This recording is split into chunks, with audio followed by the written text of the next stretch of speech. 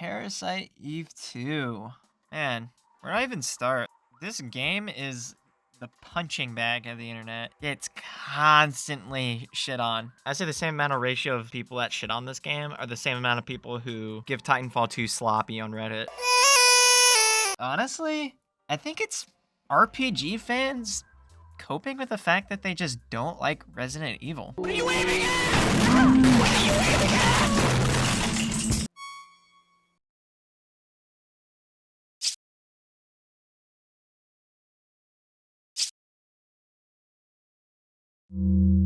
The best way to describe Parasite Eve 2 is just Resident Evil 7. Welcome to the family, son. That game came out. Holy fuck! It literally not only changed perspective, also in terms of quality, Resident Evil 7 was excellent the first half. Amazing, incredible, literally one of the best Resident Evil games. And then it drops off super fucking hard later on with a little, like, you know, occasional, like, oh, this is good. But Parasite Eve 2 is a lot like that. While the first game had traditional 3D movement controls, and it had a little dome to represent how far you could shoot with your guns, Parasite Eve 2, on the other hand, has tank controls and lock-on aiming like a RE game. On top of all of that, Parasite Eve 1 had menuing your powers, and then you just selected your targets. Now in Parasite Eve 2, you have a wheel to select your spells. You're a wizard, Harry. Most of them you have to aim in order to even damage the enemies, which is really awesome. As for the quality side of things, it's a bit like Resident Evil 7, where the beginning and slightly more of the middle of Parasite Eve 2 is extremely engaging and strong, where you really have a purpose and reason why you're moving through these areas, and you're excited to move through these areas. Around 70% way through the game starts to turn into just backtracking and killing guys you've seen already, and just the story kind of going really flaccid, honestly. Alright, I'm done yapping. Let's talk about the game in depth here.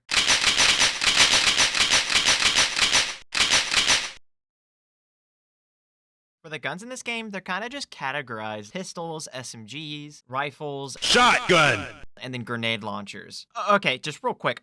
Why does this grenade launcher have a fucking scope on it? All are pretty decent, some are better than others, but honestly, you could probably get away with using just one type of gun and beat the game like that. Like, I like using the first pistol you get and then switching to the AR really late into the game. But for bosses, in the early game, I cannot resist using the grenade pistol. That thing is fucking broken. It stun locks bosses, especially when you get on the M4. It's so fucking dumb.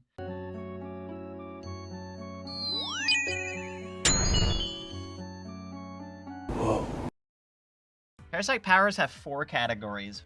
Water, earth, fire, air. 3 spells in each one of them. Normally, you only have 2 in each category, but when you level them up to 3, you usually get a 3rd very powerful spell that sometimes is okay depending on the category that you unlock. Fire being very, very helpful. Also, it's notable, each time you upgrade a perk, it increases your MP, which is very nice to know. In addition, whenever you upgrade a spell, your casting cost usually goes down for it.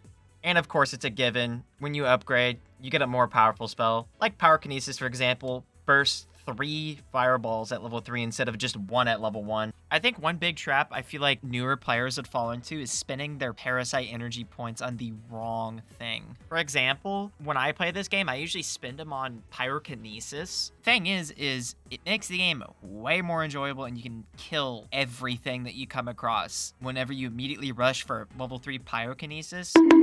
Necrosis is very good for some bosses. Like the flamethrower guy, he gets stun locked when you use necrosis on him. It's excellent. Energy shot's very good. It scales very well in the late game when you fight the golem guys. If you use your spells with your guns, this game is very enjoyable. No shit.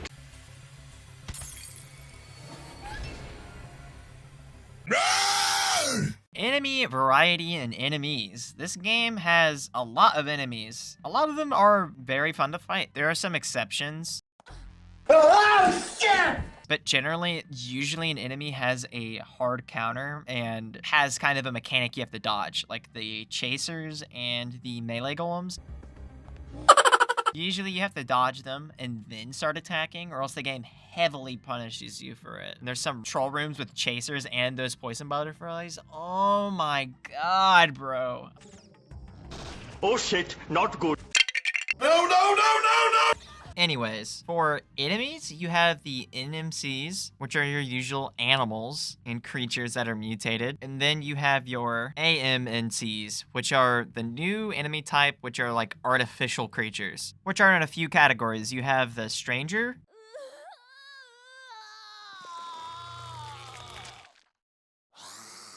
Hello there. You have a few variants of the stranger, like the boss version, and then all the normal ones.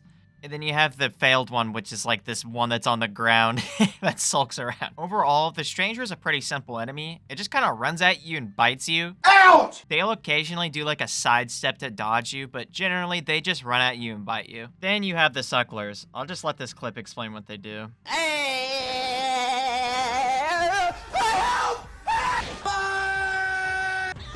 And then we have the chasers. You do fight quite a bit of them in Dryfield. They're a pretty basic enemy. Whenever you encounter them, all they do is just charge at you, that's it. But when they hit you, it is very annoying, because not only do you get hit for a good chunk of damage, you also get hit to the floor. Oh my god, sometimes you can just get bullied.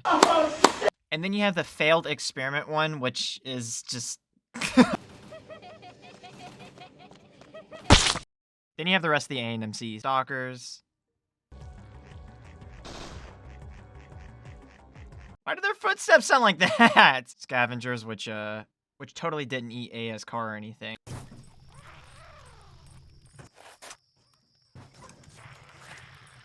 Boom! Headshot!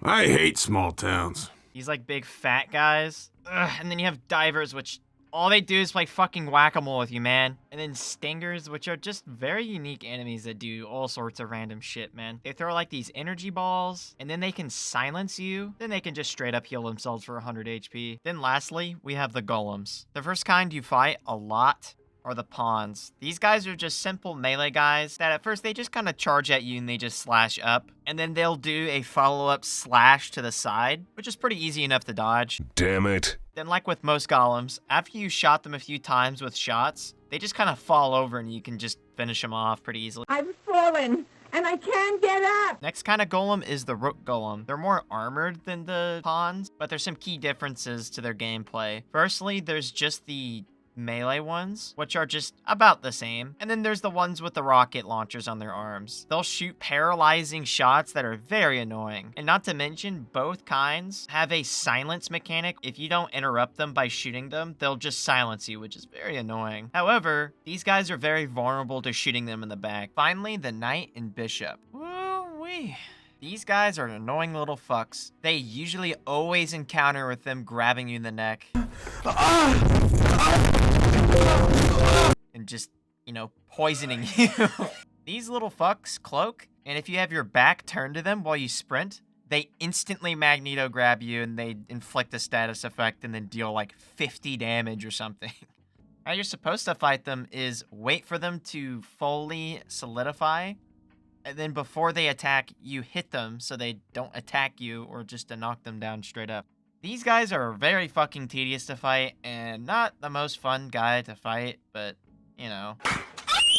Alrighty, now for bosses. There are about 11 bosses in the game, some being optional or mini bosses. The first of which being Golem number 9, which you encounter in the Acropolis Tower at the very end of the section. Fighting him on a small catwalk, the boss is relatively simple. You only have to deal several hundred damage to him to end the boss fight. Mainly, you just back up and shoot him and electrocute him occasionally, dealing a bit of damage. Overall, this fight's pretty fun, and I wish more boss fights had the little environmental mechanics to deal more damage to bosses. Alright, for the next boss, just a little mini boss in the well. Not too bad, he's pretty easy. Just basically a big stalker. For the third boss, he's actually a boss this time, being at the end of the daytime Dryfield section. It's number 9 Golem again. Hello again, dumbbell. Pretty much the same fight, except now you can actually run behind him and he takes a fuck ton of damage if you hit him in the back with something like pyrokinesis. Alright, Burner. He's fought a little ways into the game after you've refueled your truck that Douglas is working on before you get to the mines. And you know, Aya just wants to take a little break and then boom! We do not care. Huh? This big guy's out in front of your fucking balcony. You gotta kill him. He can sweep the area with his flame breath. He has like one spot he can slam his hand, and then also if you're too far to the right, he can smack you to the wall. But other than that, his second phase just changes it to where he grabs you instead, and just, you know, fucking kapows you. He's pretty easy. Necrosis just absolutely shits on him, just stuns him out of attacks. And then also grenade launcher with energy shot is just a no-brainer for this guy. Probably because if you don't kill him fast enough, he will kill a certain character, and the ending might be affected by it, which, yeah, sucks. Other than that, though, if you just dodge his slow attacks, he's a pretty easy motherfucker. The Boss Chaser, he has 2 phases. One has around 500 HP, and the other one has a lot fucking more. For some reason, the first phase is just really dark. I don't know why. What the hell? But basically, the boss can do like 3 different things, and he does like 3 different charges, and he just does a lot of shit. Just to make it so much more simple, just grab the grenade pistol, okay? Get an energy shot, and then just stun lock the boss with a fucking grenade pistol, okay? Don't think about it, okay? This guy is a piece of fucking shit, bro. Oh yeah, you fucking like that, you motherfucker! Fucking goddamn lag! Oh, fuck! And especially in a casual playthrough. Oh my god, dude. If you don't use the grenade pistol, you will have a blast trying to reload your gun and get damage in this guy. He's a very hard fight. Not that it's a bad one. I think the arena's bad. I just think that the boss is just such a difficulty spike compared to the rest of the game so far. And then what's crazy is right after that, you have another mini boss that he's just immediately after that. So if you're not ready and you didn't save, you are fucked. It being a big gray stalker, has a bunch of HP, can hit you pretty hard, and it can have that insta grab on you if you're looking away from it that will destroy you. There's another section of this game that does this exact same thing where it does 2 bosses at once in a huge difficulty spike, but luckily in this case, the boss after is pretty easy. So a bit later in the game in the shelter, you'll drop into a garbage disposal and fight the Glutton. This guy's a pretty simple fight, but he can be a bit finicky sometimes. If he's visible on your screen, he'll start to suck you in and you have to shoot his mouth to damage him. Or if he's not visible on your screen, he'll shoot projectiles that'll cause status effects onto you if you get hit by them. That's his first phase, so dealing a few thousand damage will get you through the first phase. After that, once you enter in the next room, he'll start to chase you again, but you can't kill him through damage. You have to lure him on top of a platform, and then click a button on the other side, and then it'll lower him into a garbage compactor. After he's turned into AMC Jam, you have 2 choices. You can either rush out before the incinerator gets you, or you can go all the way back to where you initially killed him and grab a secret item that's really good for you later on in the game. It's totally worth it to go grab that item though. It's a bit tricky as the game will just throw so many enemies at you. Next boss being the only optional boss in the entire game, and he's located in the Neo Arc. He's accessed through the Aztec Shrine puzzle. That's kind of fucking annoying, to be honest with you.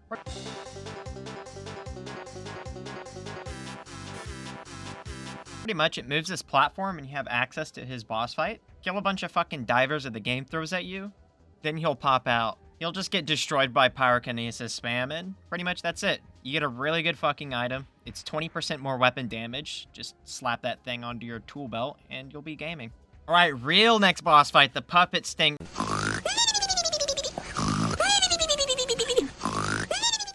Okay, seriously.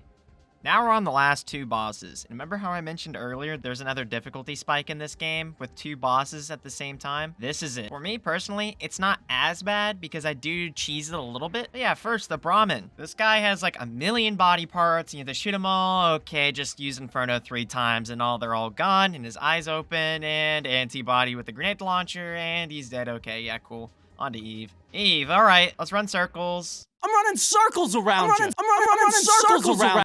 Oh, she's on the bridge. Just gonna load her with the grenade launcher shots, all right. Oh, she's making a clone mechanics. Oh, okay, just another Inferno. I'm gonna keep running around circles like an idiot. And we're done. But yeah, jokes aside, these 2 bosses back to back can be legitimately difficult, but if you build towards them, it's very easy. I could see it being very challenging for a first-time player, not using the grenade launcher, or just not, having the right spells. Overall, these fights do get the blood pumping because I'm like, I don't want to go back to the save point. By the way, before we move out of the combat and gameplay side of things on this video, most of my complaints and the balance of the game heavily changes when you play scavenger mode, which is arguably the best way to play the game. Not that you can play it on a new game, on a fresh save, but the replay value is very important to this. I'll elaborate at the end of the video. But let's move on to the visuals and presentation of the game. On to the visuals, I think one big disclaimer I'd like to put out there is the fact that this game on a 1080p or higher display, it does not do this game justice for the backgrounds, which I'm going to talk about first here. To simply put it, the backgrounds were designed to have scan lines on a CRT on them. Yes, they're lower resolution, but the thing is whenever you have scan lines on them, it fills in the blanks and makes the image much darker and much less blocky, adding so much depth to the game.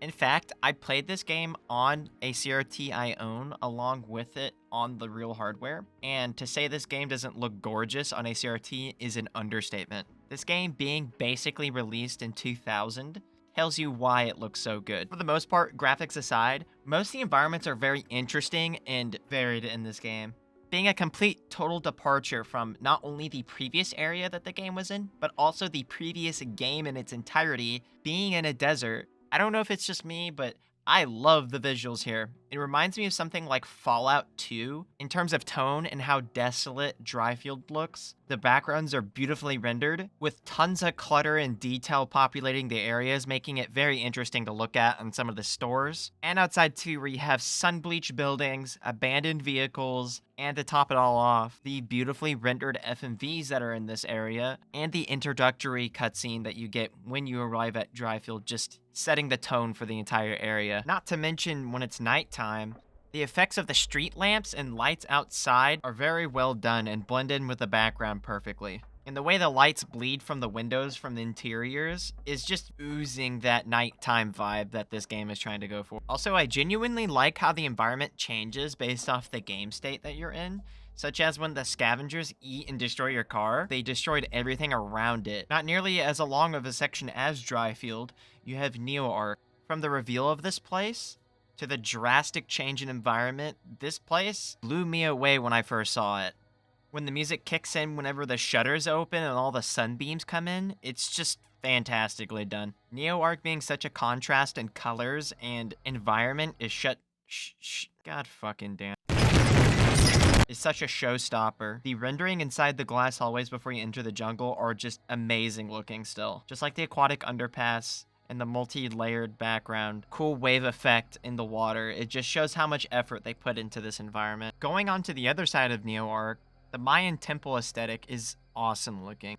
From the annoying temple puzzle in the middle where you step on the plates, to the sliding symbol puzzle that you do. There's something just so magical the way this stuff is rendered. It's just bleeds that 90s era kind of Egyptian, Mayan, Aztec 3D work that there used to be. Stuff like Serious Sam's Second Encounter and Diablo's desert area really reminds me of this kind of stuff. There's kind of a reason why we're bouncing around all over the place, but next up is the Acropolis Tower. This place being the introductory area into Parasite Eve 2, it is no surprise they put this much effort into making this look so nice. There are multiple animated sequences, including the famous walk-in intro scene where you are walking on an animated screen. And one really cool section where you raise up the bridge and all the fishes are on it and it's animated. Just looks so cool. And then to the catwalk where you fight number 9 is just so cool looking. I love the backgrounds here. You can see the city out far. The different camera angles that are going on during the fight are just very impressive looking. And then that very first screen where you walk into that room with the statue in the middle with all the dead bodies is just amazing. Such a good and creepy introduction to this game. So you might be asking, where's the shelter? I saved the best for last. By best, I mean the least interesting looking area in the entire game. Now, yes, I do like some of the screens in the shelter, do not get me wrong. Mostly, the shelter is a extremely bland looking area. So many metallic looking rooms. Your eyes start to get very tired of it. There's some rooms that just look the same. All the doors look the same. Sometimes you get confused where you are. Unfortunately, a very disappointing looking area into the game to what an otherwise a very nice looking game. Going off that, one thing I do want to talk about is the actual models themselves. Yes, yes, yes, this is a PlayStation 1 game. So yes, the models haven't aged well. But man, they're really well textured. Like, every character model looks pretty good. Aya's model, for example, the skin on her legs, the coloring on the actual skin itself is just very good. And yes, they made her eyes huge like the stupid Alita Battle Angel eyes because you need to see her eyes on a, like, low-ass resolution. That goes for the rest of the creature models and character models. They're very well textured. Also, I really love not only the choice of weapons in this game, but also they look pretty awesome. The effects looking pretty good when you shoot, and the lighting whenever you shoot is so awesome. I love games that have that. How everything turns yellow and orange when you shoot your gun in a dark room. Man, I love that shit. Hopping right into sound here, talking about the weapons, the sound effects range from okay to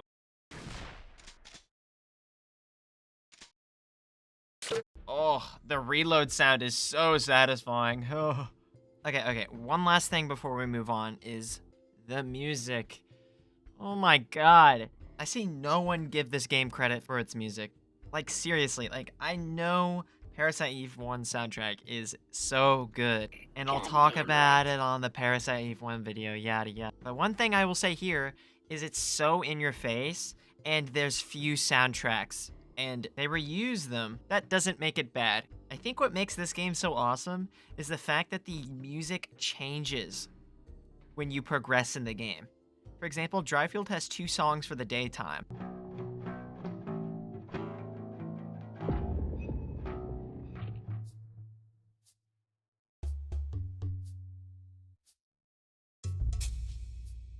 And it's so refreshing to hear a different song because one song can get so grating. Okay, maybe not the PlayStation from the first game, but you get my point. I think a prime example of this is the battle music. The battle music in the first game, it's just one song for the entire game for all normal encounters. This game, the music constantly changes, and I love that so much. Yeah, there is a certain point in the game where this music stays the same, but luckily that song's a banger.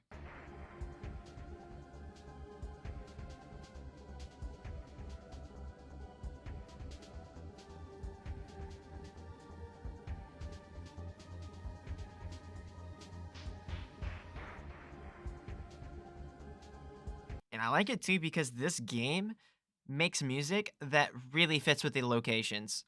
Previously said, like the Dryfield music, and then you get to the Neo arc later in the game, and that music, it's so, like, majestic.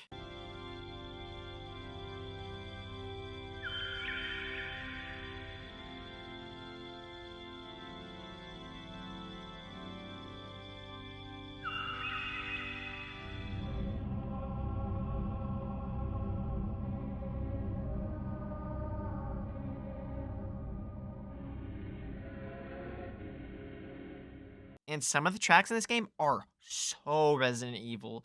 Like the weird, creepy ambient music in the background when you're in the second level of the labs. I love that music.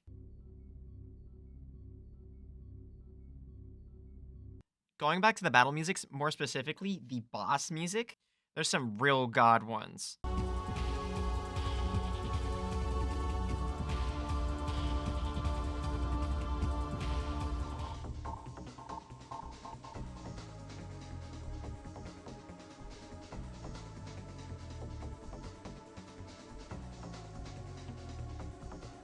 Alright, so tying this video up all the way to the start, splitting this game up into sections makes this so much easier to explain. Almost like chapters, we have Acropolis Tower, Dryfield Part 1 and 2, aka Day and then Night, the Mine section, Shelter Part 1, Neo Arc, Shelter Part 2, and then the end game. Acropolis Tower being decent overall and being a good hook into the game. Then the game just throws us right into Dryfield Part 1, which is daytime. It's decent overall, and it's fun to explore. You're introduced to characters like Kyle and Douglas, which are decent characters. And yes, not to flood the video, there are much more characters introduced earlier into the game. Most importantly, Pierce, which I'll get to later. After defeating Golem number 9 again, Part 2, Dryfield happens, which is at night, which is relatively the same level, but you have different objectives to do, which are still very fun to do. And then you head into the mine, which is just kind of a transitional level where you go into the shelter next. I mean, it's literally a straight line. Then you get to Shelter Part 1. This is when the game starts to kind of dip in quality. Unlike any other part of the game where you have a clear thing to do and you need to solve a puzzle or have some sort of item, Shelter Part 1 has you literally walking around triggering 2 separate things to progress the game. Alright, more specifically, you enter in through the elevator hallway. Next, you explore a little around, and then you end up in the sterilization room. Go into the other hall, take the elevator down to Shelter B2, roam around a little bit, then you make it past the breeding room into a specific hallway, then the game triggers a cutscene, in which it elicits you to go back to B1 to ultimately trigger a cutscene inside the sterilization room when you're going back out. While it isn't hard to trigger these things, it is very annoying, and it's completely different from the first part of the game where you literally have an objective to do. I didn't list it in the list, but after you're done with the Shelter Part 1 and you know which day the full moon is during a month, because oh my god, I've seen people complain about this puzzle, like, this puzzle is so dumb. You literally cannot solve this puzzle. No! Just look up where a full moon happens, please. And no, this is not like the Shakespeare puzzle in Silent Hill 3, where you literally have to know Shakespeare. Once you save Pierce on top of the water tower, which yes, this is where all Pierce's story now comes into play. If you don't save him, he's literally absent from the game's story. One of the big problems from this game. Anyways, continuing on to Neo Arc, which is one of the better sections of the second half of the game. You get to explore for a little bit, solving puzzles, and this is where that optional boss is, which is awesome. See, like, this optional stuff is great. It doesn't change the ending or anything, but this is, like, where it's, you don't need it to complete the game, or to complete the story of the game. Also, notice I haven't been talking about the story.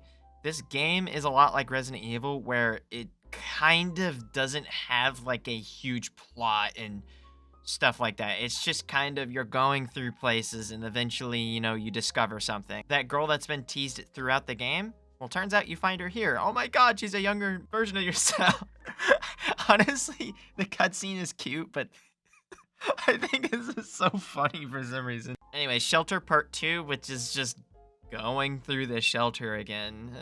See, like, this is like the mine section of Resident Evil. It's so fucking boring. You are literally going through the same level, but through one new room or 2 new rooms. Then after that section, it's literally the end of the game. You walk to the one part of the level where you've been to already, which is the pod gantry, I think is what it's called. Then you start the last 2 boss fights, and then that's game. I think Neo Arc just being in between the 2 parts of the shelter really helps this game out immensely. To where I don't stop playing at a certain point of the game, I actually complete the whole game at that point. Because, you know, in Resident Evil 7, you know, I make it through the house, the guardhouse, Lucas's part, and I get to the ship. I fucking stop playing the game.